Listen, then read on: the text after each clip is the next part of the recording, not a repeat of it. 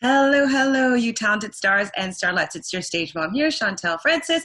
And if this is your first time on my channel, then welcome. Please make sure you subscribe right down below. So this channel is all about finding ways, tools, tricks, information to help you level up in your entertainment career. And today is Sunday school, so we are still working through The War of Art.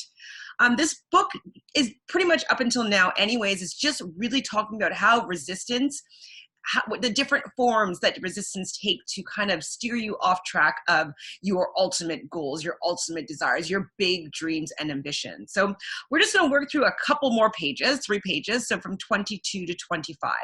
And the first topic of conversation is resistance and sex. So of course, if you're in a relationship and you're getting all randy and you decide to go and have a little fun in the bedroom or elsewhere, who knows? And what Stephen Pressfield is saying in this book is that you have to maybe be aware of why you are feeling turned on in this moment, why you are having sex in this moment. Is it a form of distraction? And he said that a telltale way for you to know that it is actually resistance talking is how you feel afterwards. If you feel empty, if you feel unfulfilled, if it's not a fully connected experience, it's just kind of just quick gratification, maybe not quick, I don't know, but gratification with somebody else. If it seems like you needed a fix, that, and maybe you're still chasing that feeling, or maybe you still have an urge to do to have sex again or whatnot. If you're not feeling gratified sexually, it may be a sign that it was resistance that was preventing you from doing something more important, more of your soul's journey or your life mission, your life's path. So he talks about sex, but it also could relate to any other addictive behavior. So, going out and drinking or over drinking or doing drugs or, shopping or, there's certain things that can be kind of an addictive quality to it that is only there for the gratification of it, as opposed to it really being something that you needed to, that you needed to do. I don't know really how to describe it. It's just because resistance is going to be distracting you from what your purpose is. If you're doing things like, okay, I'm gonna go shopping today. Well, why are you going to shopping today? What are you avoiding? What are you avoiding doing? And that's when it becomes a form of resistance. And so if you are having sex, why are you having sex right now? Are you actually in the mood and want to be doing this with your partner or other partners, whomever?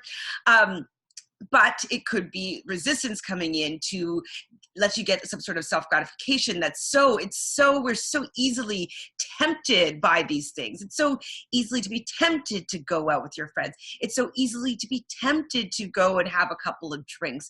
It's so easily to be tempted to go and, have a couple hours with a partner in the bedroom. So this is just ways for you to recognize how resistance can be coming in just to deter you and steer you off your path. Not saying that sex is bad, not saying that shopping's bad, not saying that going out and hanging out with your friends is bad, but just think about and feel and take notice of how you feel afterwards. And if it's an empty feeling, or if you don't feel satisfied, then it could be pointing the fact that resistance has come in and derailed you from what you should be doing. Definitely look at the timing of when you're having these urges to do something. So, if you decide to sit down and, start writing your masterpiece, and all of a sudden your boyfriend walks in, girlfriend or partner walks in, you're like, ooh, baby, let's go. I mean, it's like, what did you stop yourself from doing when you got this sudden urge of being frisky? So take really good notice of when you decide to do certain behaviors. When you're working on something, what distracts you, and see if whether or not you have an empty or a hollow feeling inside afterwards, because then you'll see like, hey, it derailed me from what I was meant to be doing in order to have this, quick gratification, and instead, it stopped you from doing what you were meant to be doing. So take note, guys, just be wary. So then also, it's kind of similar in the sense, I mean, all of this is going to be resistance. You're going to probably recognize resistance in its many forms. So as I'm talking about this, you're probably like, I do that. Oh, I do that, because I do it all. So resistance and trouble. And so when he's talking about trouble, he's kind of saying, like getting into a fight with your boss or something, or if you want to go to something extreme, going out drinking and getting into a bar brawl, or maybe drinking and driving, God forbid, and something happens and you get caught, and then you're dealing with like jail time or having to go to court, stuff like that. Like it's you allowed resistance to let you get into trouble. That's going to be more important and have more focus on, that you're going to have to put more focus on. And then you don't even have time to, like, it's just not even, it's not even worth looking at. Like, you're not going to be writing your, the great manuscript when, you have to deal with legal issues, or you have to deal with work issues or whatnot. And so he's like, it's like creating a big trouble that is more important for you to focus on than your life's mission, your calling.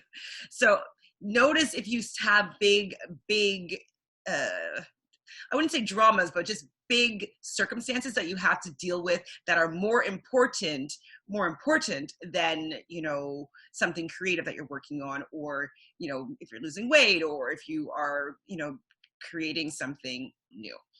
So that's another one. And this one kind of relates to that as well. It says resistance and self-dramatization.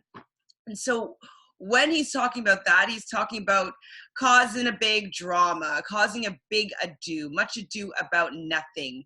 It's kind of like you're just focusing your energy on things that don't matter, and allowing it to blow up to make it seem as though it's important, but really it's not that important. And you'll notice that some people that are very focused on getting their work done and making sure that, they meet their deadlines, et cetera, you'll find that they don't really have a lot of big dramas that are going on in their life, a lot of big things that they need to focus on. And so being able to separate yourself from drama makers, toxic friends, toxic environments, because all those toxic things, they easily suck your energy into it and pull you away from what you're supposed to be working on. And so if you really want to get something important done, it's time to cut out those distractions.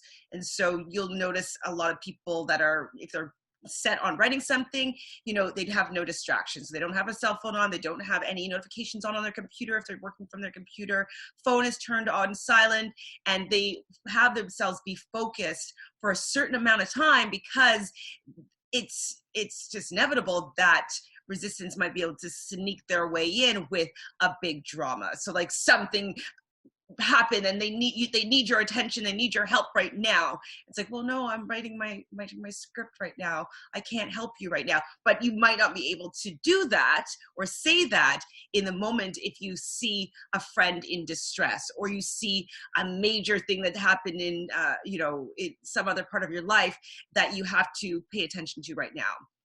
So those are the next three things that I want to talk about with resistance. Resistance is just, it's relentless for sure. And it shows up in so many ways. And I mean, right now we're just kind of unpacking all the different ways where resistance comes up. And hopefully, I think I've mentioned this before, hopefully by the end of this book, we'll find ways to overcome resistance.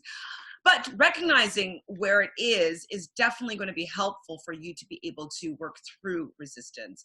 Knowing that if you're working on something important, resistance is going to come up. And you, at that point, can also have like the choice to say, no, I'm not going to be influenced by these very, very persuasive ways of resistance. So those are short little tidbits. We went up to page 25. I might do a few more pages next week, but they're all kind of similar. So we'll do more pages next week so we can get through this book more quickly. If you have any examples or any questions about resistance and your life, make sure you leave them in the comments below. I love reading everything that you guys say, and I love, having new perspectives, and I love thinking about things a lot. So message me up, because I will answer all messages. I hope you're having a great Sunday school. I hope you are enjoying seeing how resistance is, helping you how resistance is preventing you from doing your great work. But I hope this book is helping you at least recognize its pattern and how it affects you. And maybe this way you can, come out on the other side, and we'll get resistance together, and we will make that great work. We will do it. We will do it. I believe in us. Knowing is half the battle. So we just have to recognize it and persevere. So that's all I got. Make sure you subscribe right down below. Hit that like button if you like this video. Ring that bell so anytime that I have a new video, I do a video daily, it will show up in your inbox, or you'll get a little notification. And as always, I will see you in the spotlight. Take care.